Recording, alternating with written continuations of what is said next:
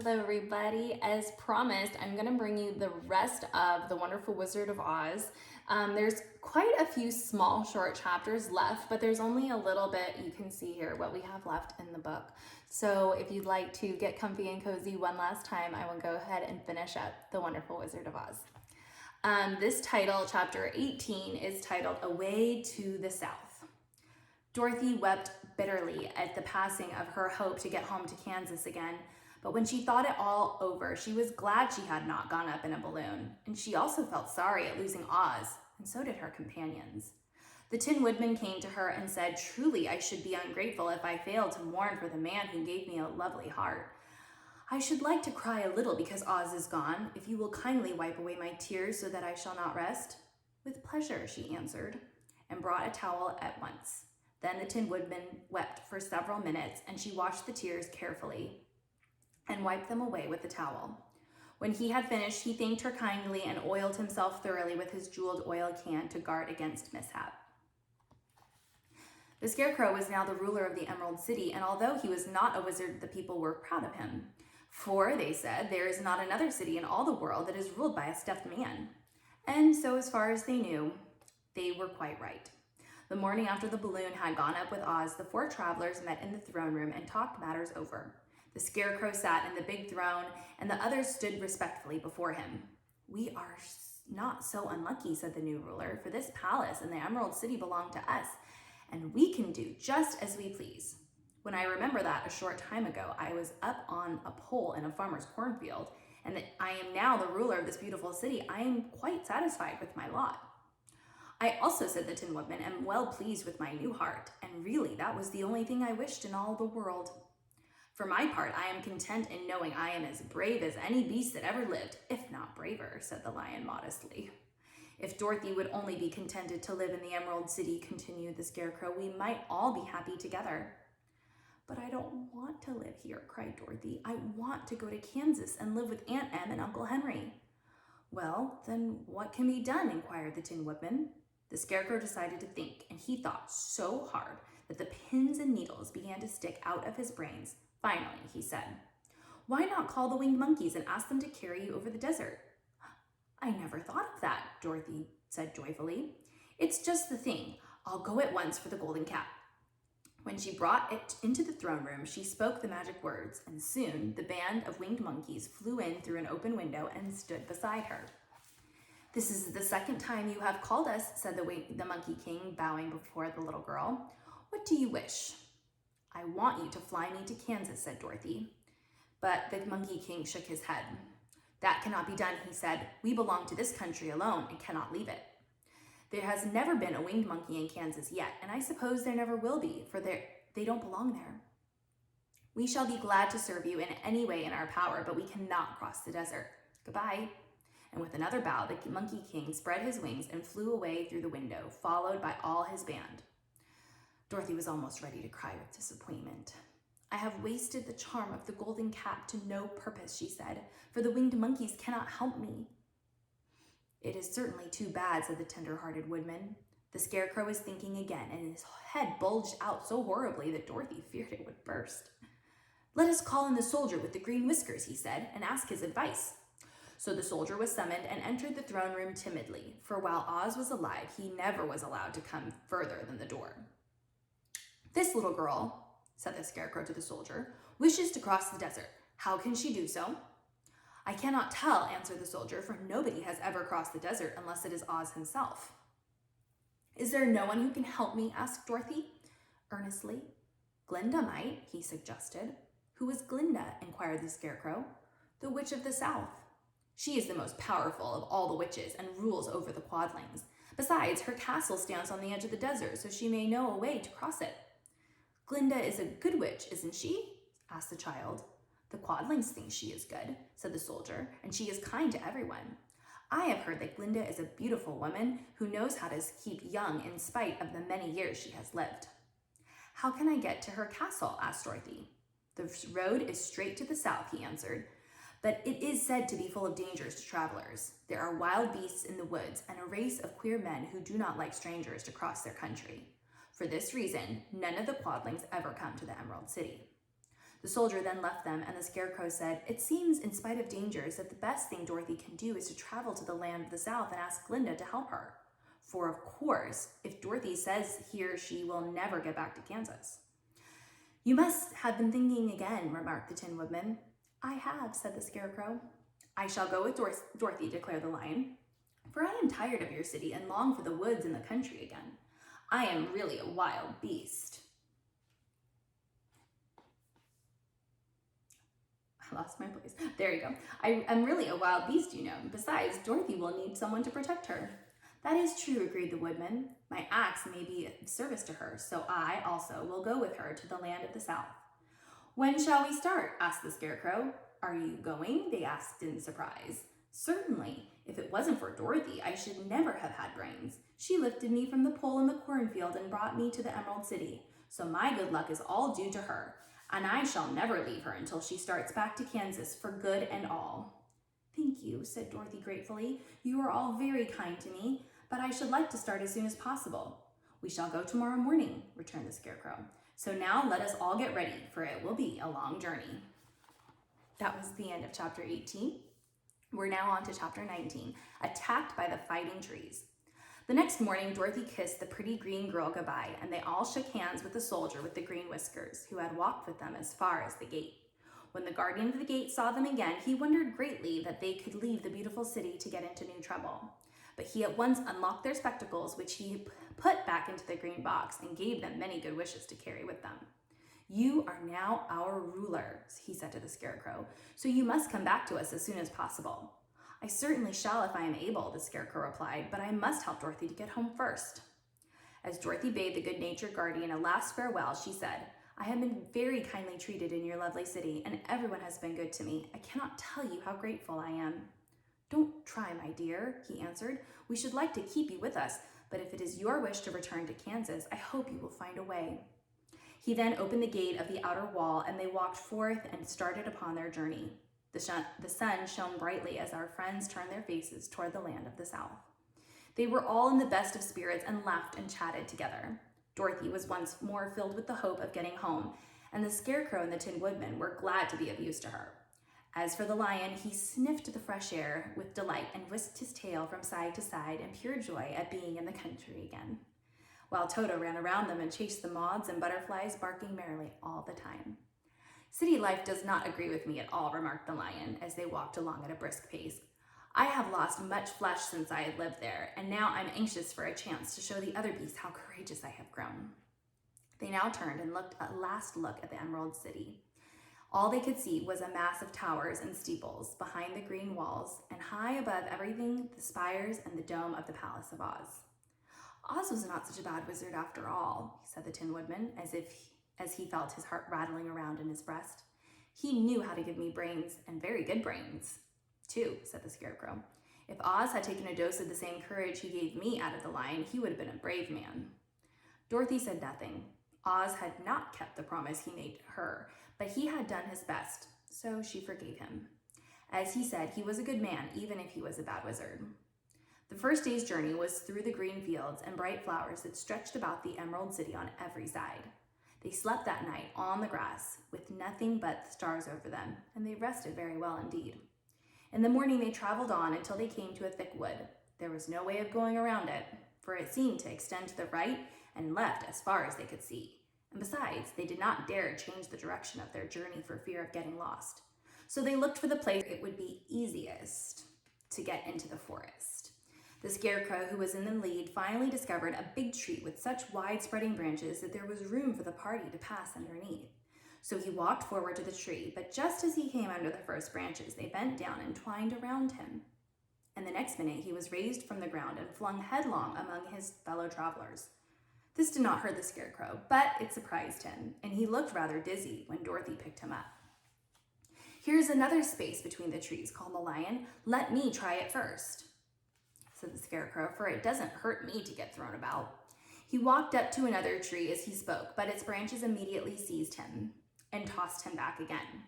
"This is strange," exclaimed Dorothy. "What shall we do?" "The trees seem to have made up their minds to fight us and stop our journey," remarked the Lion. I believe I will try it myself, said the woodman, and shouldering his axe, he marched up to the first tree that had handled the scarecrow so roughly. When a big branch bent down to seize him, the woodman chopped at it so fiercely that he cut it in two.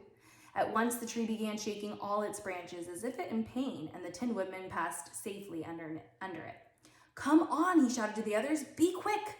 They all ran forward and passed under the tree without injury, except Toto, who was caught by a small branch and shaken until he howled. But the woodman promptly chopped off the branch and set the little dog free. The other trees of the forest did nothing to keep them back, so they made up their minds that only the first row of trees could bend down their branches, and that probably these were the policemen of the forest, and given this wonderful power in order to keep strangers out of it. The four travelers walked with ease through the trees until they came to the further edge of the wood. Then, to their surprise, they found before them a high wall, which seemed to be made of white china. It was smooth like the surface of a dish, and higher than their heads. What shall we do now? Asked Dorothy. I will make a ladder, said the Tin Woodman, for we certainly must climb over the wall. Okay, we are now on chapter 20, the dainty China country. While the woodman was making a ladder from wood, which he found in the forest, Dorothy lay down and slept, for she was tired by the long walk. The lion also curled himself up to sleep, and Toto lay beside him. The scarecrow watched the woodman while he worked and said to him, I cannot think why this wall is here, nor what it is made of. Rest your brains and do not worry about the wall, replied the woodman. When we have climbed over it, we shall know what is on the other side. After a time, the ladder was finished. It looked clumsy, but the Tin Woodman was sure it was strong and would answer their purpose. The Scarecrow waked Dorothy and the lion and Toto and told them that the ladder was ready. The Scarecrow climbed the ladder first, but he was so awkward that Dorothy had to follow close behind and keep him from falling off. When he got his head over the top of the wall, the Scarecrow said, Oh my! Go on, exclaimed Dorothy. So the Scarecrow climbed further up and sat down on the top of the wall, and Dorothy put her head over and cried, Oh my! Just as the Scarecrow had done. Then Toto came up and immediately began to bark, but Dorothy made him be still. The lion climbed the ladder next, and the Tin Woodman came last, but both of them cried, Oh my! As soon as they looked over the wall. When they were all sitting in a row on the top of the wall, they looked down and saw a strange sight. Before them was a great stretch of country having a floor as smooth and shiny and white as the bottom of a big platter. Scattered around were many houses made entirely of china and painted in the brightest colors. These houses were quite small, the biggest of them reaching only as high as Dorothy's waist. There were also pretty little barns with china fences around them, and many cows and sheep and horses and pigs and chickens, all made of china, were standing about in groups. By the strangest of all were the people who lived in this queer country. There were milkmaids and sheepherdesses with bright-colored bodices and golden spots all over their gowns, and princesses with the most gorgeous frocks of silver and gold and purple, and shepherds dressed in knee breeches with yellow, pink, and blue stripes down them, and golden buckles on their shoes, and princes with jeweled crowns upon their heads, wearing ermine robes and satin doublets, and funny clowns in ruffled gowns with round red spots upon their cheeks and tall pointed caps. And strangest of all, these people were all made of china, even to their clothes, and so small that the tallest of them was no higher than Dorothy's knee.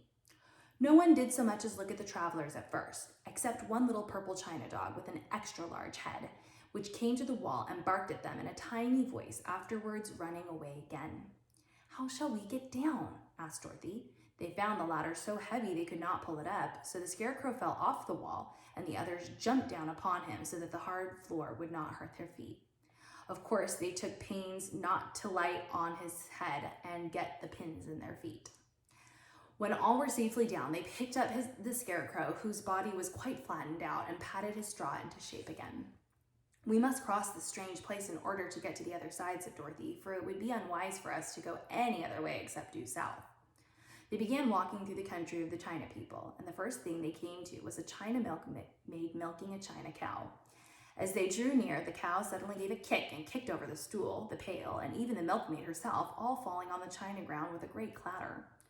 Dorothy was shocked to see that the cow had broken her leg short off, and the pail was lying in several small pieces, while the poor milkmaid had a nick in her left elbow. "There!" cried the milkmaid angrily. "See what you have done. My cow has broken her leg, and I must take her to the mender's shop and have it glued on again. What do you mean by coming here and frightening my cow?"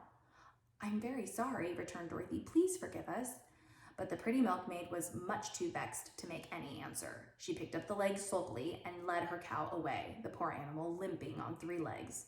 As she left them, the milkmaid cast many reproachful glances over her shoulder at the clumsy strangers, holding her nicked elbow close to her side. Dorothy was quite grieved by this mishap. "We must be very careful here," said the kind-hearted woodman, "or we may hurt these pretty little people so they will never get over it."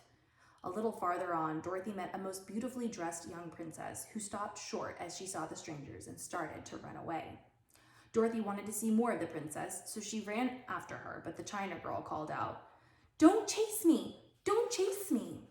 She had such a frightened little voice that Dorothy stopped and said, "Why not?" "Because," answered the princess, also stopping a safe distance away, "if I run, I may fall down and break myself." "But couldn't you be mended?" asked the girl. "Oh, yes, but one is never so pretty after being mended, you know," replied the princess. "I suppose not," said Dorothy. "Now there's Mr. Joker, one of our clowns," continued the China lady, "who is always trying to stand upon his head, and has broken himself so often that he is mended in 100 places, and doesn't look at all pretty. Here he comes now, so you could see for yourself." Indeed, a jolly little clown now came walking toward them, and Dorothy could see that in spite of his pretty clothes of red and yellow and green, he was completely covered with cracks and running every which way and showing plainly that he had been mended in many places. The clown put his hands in his pockets, and after puffing out his cheeks and nodding his head at them saucily, he said, "My lady fair, why do you stare at poor old Mr. Joker? You're quite as stiff and prim as if you'd eaten a poker." "Be quiet, sir," said the princess. "Can't you see these are strangers and should be treated with respect?" "Well, that's respect, I expect," declared the clown, and immediately stood upon his head. "Don't mind Mr. Joker," said the princess to Dorothy. "He is considerably cracked in his head, and that makes him foolish." "Oh, I don't mind him a bit," said Dorothy. "But you are so beautiful," she continued, "that I am sure I could love you dearly. Won't you let me carry you back to Kansas and stand you on Aunt Em's mantel shelf? I could carry you in my basket." "That would make me very unhappy," answered the China princess. "You see, here in our own country, we live contentedly, and we can talk and move round as we please. But whenever any of us are taken away, our joints at once stiffen, and we can only stand straight and look pretty. Of course, that is all that is expected of us when we are on mantel shelves and cabinets and drawing room tables, but our lives are much pleasanter here in our own country."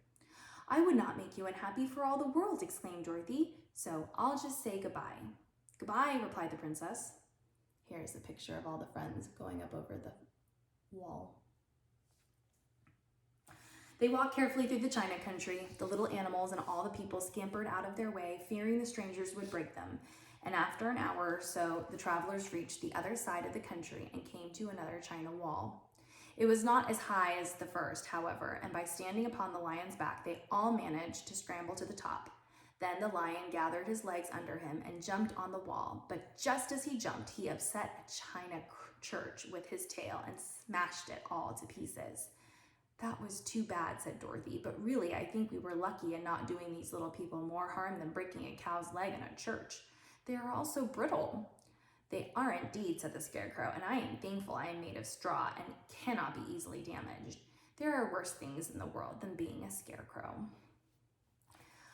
All right, my friends, chapter 21, The Lion Becomes the King of the Beasts. After climbing down from the China Wall, the travelers found themselves in a disagreeable country, full of bogs and marshes and covered with tall, rank grass. It was difficult to walk far without falling into muddy holes, for the grass was so thick that it hid them from sight. However, by carefully picking their way, they got safely along until they reached solid ground. But here, the country seemed wilder than ever, and after a long and tiresome walk through the underbrush, they entered another forest, where the trees were bigger and older than any they had ever seen. "This forest is perfectly delightful," declared the lion, looking around him with joy. "Never have I seen a more beautiful place." "It seems gloomy," said the Scarecrow. "Not a bit of it," answered the lion. "I should like to live here all my life. See how soft the dry leaves are under your feet and how rich and green the moss is that clings to these old trees. Surely no wild beast could wish a pleasanter home." "Perhaps there are wild beasts in the forest now," said Dorothy. "I suppose there are," returned the lion, "but I do not see any of them about." They walked through the forest until it became too dark to go any farther. Dorothy and Toto and the lion lay down to sleep, while the woodman and the scarecrow kept watch over them as usual. When morning came, they started again. Before they had gone far, they heard a low rumble, as of the growling of many wild animals. Toto whimpered a little bit, but none of the others was frightened, and they kept along the well-trodden path until they came to the opening in the wood, in which were gathered hundreds of beasts of every variety. There were tigers and elephants and bears and wolves and foxes and all the others in the natural history. And for a moment, Dorothy was afraid. But the lion explained that the animals were holding a meeting, and he judged by their snarling and growling that they were in great trouble. As he spoke, several of the beasts caught sight of him, and at once the great assemblage hushed as if by magic. The biggest of the tigers came up to the lion and bowed, saying, "Welcome, O King of Beasts. You have come in good time to fight our enemy and bring peace to all the animals of the forest once more." "What is your trouble?" asked the lion quietly. "We are all threatened," answered the tiger, "by a fierce enemy which has lately come into this forest. It is a most tremendous monster, like a great spider with a body as big as an elephant and legs as long as a tree trunk. It has 8 of these long legs, and as the monster crawls through the forest, he seizes an animal with a leg and drags it to his mouth, where he eats it as the spider does a fly. Not one of us is safe while this fierce creature is alive, and we had called a meeting to decide how to take care of ourselves when you came among us." The lion thought for a moment.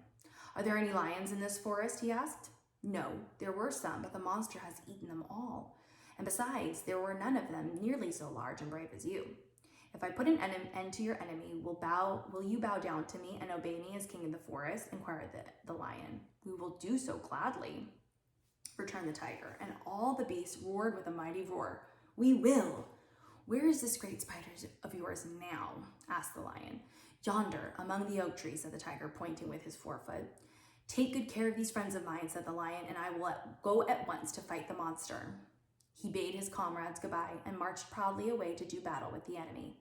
The great spider was lying asleep when the lion found him, and it looked so ugly that its foe turned up his nose in disgust. Its legs were quite as long as the tiger had said, and its body covered with coarse black hair. It had a great mouth with a row of sharp teeth a foot long, but its head was joined to the pudgy body by a neck as slender as a wasp's waist. This gave the lion a hint of the best way to attack the creature, and as he knew it was easier to fight it asleep than awake. He gave a great spring and landed directly upon the monster's back. Then, with one blow of his heavy paw, all armed with sharp claws, he knocked the spider's head from its body. Jumping down, he watched it until the long legs stopped wiggling, when he knew it was quite dead. The lion went back to the opening where the beasts of the forest were waiting for him and said proudly, "You need fear your enemy no longer." Then the beasts bowed down to the lion as their king, and he promised to come back and rule over them as soon as Dorothy was safely on her way to Kansas.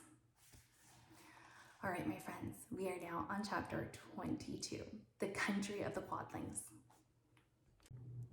The 4 travelers passed through the rest of the forest in safety, and when they came out from its gloom, saw before them a steep hill covered from top to bottom with the great pieces of rock.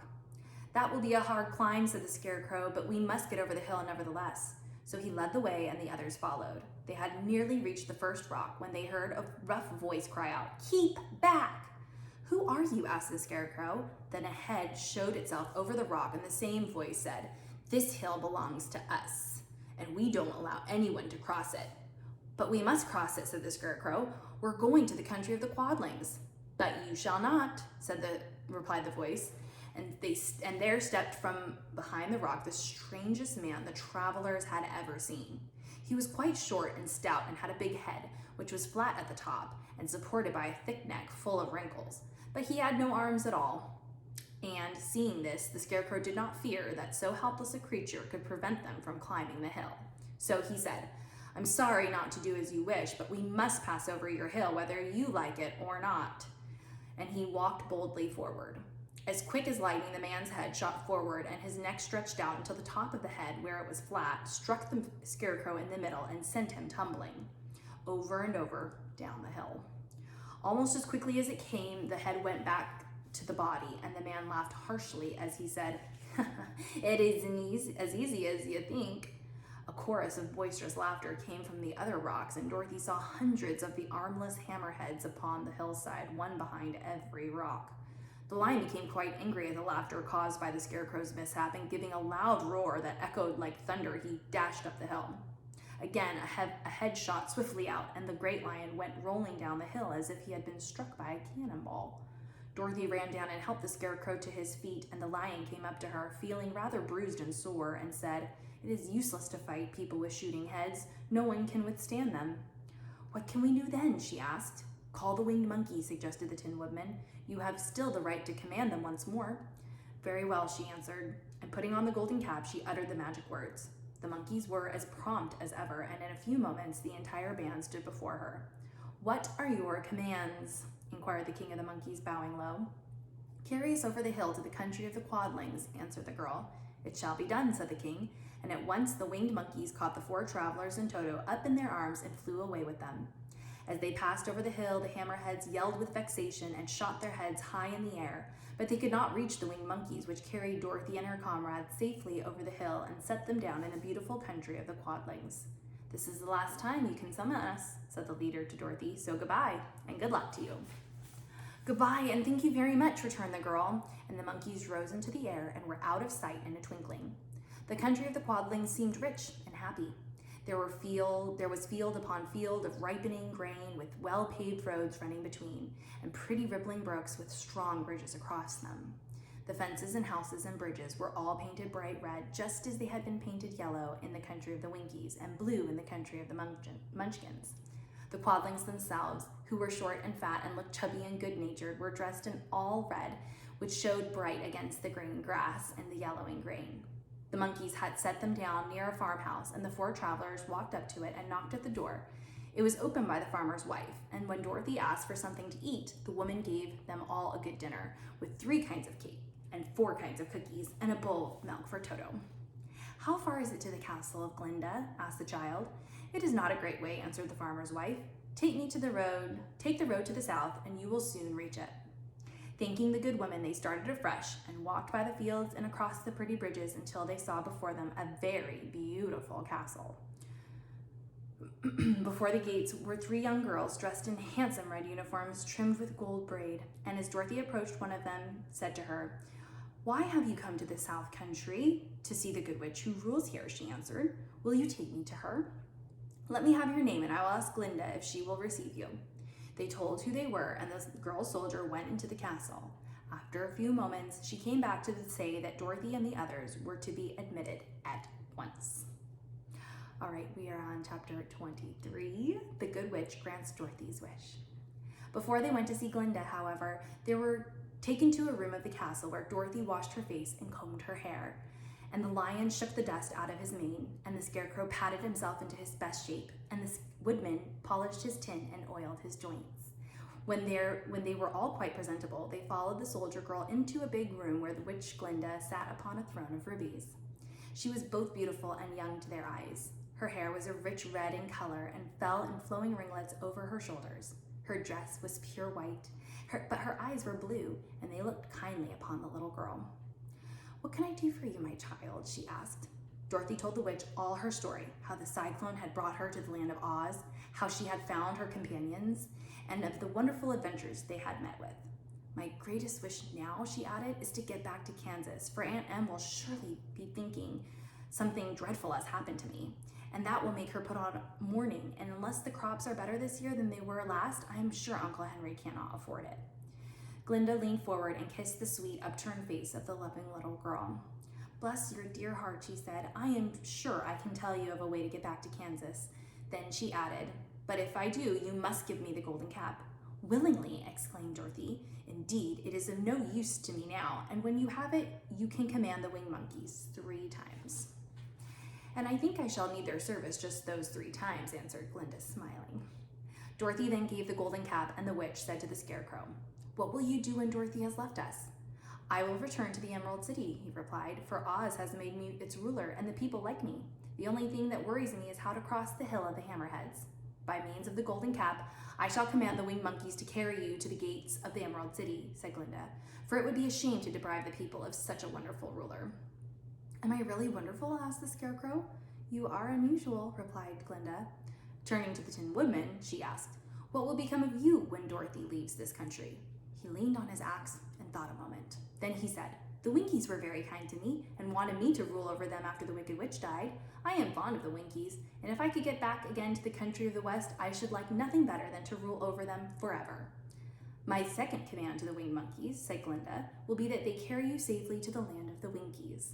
Your brains may not be so large to look at those as those of the Scarecrow, but you are really brighter than he is when you are well polished, and I am sure you will rule the Winkies wisely and well. Then the witch looked at the big shaggy lion and asked, when Dorothy has returned to her own home, what will become of you? Over the hill of the Hammerheads, he answered, lies a grand old forest, and all the beasts that live there have made me their king. If I could only get back to this forest, I would pass my life very happily there. My third command to the winged monkeys, said Glinda, shall be to carry you to your forest. Then, having used up the powers of the golden cap, I shall give it to the king of the monkeys, that he and his band may therefore be free forevermore. The Scarecrow and the Tin Woodman and the Lion now thanked the Good Witch earnestly for her kindness, and Dorothy exclaimed, you are certainly as good as you are beautiful, but you have not yet told me how to get back to Kansas. Your silver shoes will carry you over the desert, replied Glinda. If you had known their power, you could have gone back to your Aunt Em the very first day you came to this country. But then I should not have had my wonderful brains, cried the Scarecrow. I might have passed my whole life in the farmer's cornfield. And I should not have had my lovely heart, said the Tin Woodman. I might have stood and rusted in the forest till the end of the world. And I should have lived a coward forever, declared the Lion, and no beast in all the forest would have had a good word to say to me. This is all true, said Dorothy, and I am glad I was used to these good friends. But now that each of them has had what he most desires, and each is happy and having a kingdom to rule beside, I think I should like to go back to Kansas. The silver shoes, said the Good Witch, have wonderful powers, and one of the most curious things about them is that they can carry you to any place in the world in 3 steps, and each step will be made in the wink of an eye. All you have to do is knock the heels together 3 times and command the shoes to carry you wherever you wish to go.